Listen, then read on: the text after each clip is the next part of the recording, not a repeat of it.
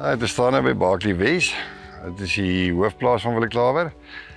Wat ons ook Bloubank noem. Dit is die grootste hoeveelheid hektare is hierso.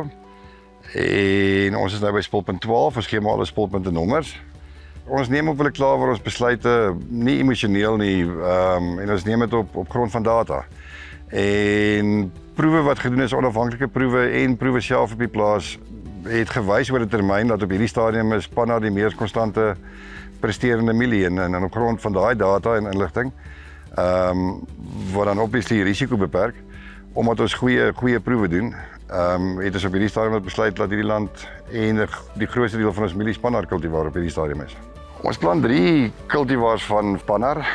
Die hektare wat ons die meeste van plant is die 924 PW, omdat hy die konstantste produserende een is. Die ander een wat ons plant, bietjie minder hektare van, is 928 PW. Hy het gewys dat in sommige jare doen hy beter as 924, maar hy kan ook in ander jare bietjie swakker doen. So daar vat ons 'n klein bietjie van 'n risiko om dalk 'n goeie jaar te vang met hom. So hy toon bietjie meer wisselvalligheid. Die derde kultivar wat ons plant is 912 PW, wat bietjie van 'n korter groeier is en wat ons in ons later aanplantings plant. Omdat ons 'n groenteplaas is, het ons partykeer lande wat aan die effens laat kan geplant word en hy pas perfek in daai slot dan in. Ons plant geel mielies omdat die wit mielies se pryse is nie so goed as die geel mielies nie. Dis ook meer wisselvallig. Na my kennis doen die wit mielies beter in die droë landomgewing en die geel mielies doen beter in die intensiewe besproeiingsomgewing. So dis vir ons 100% 'n finansiële besluit.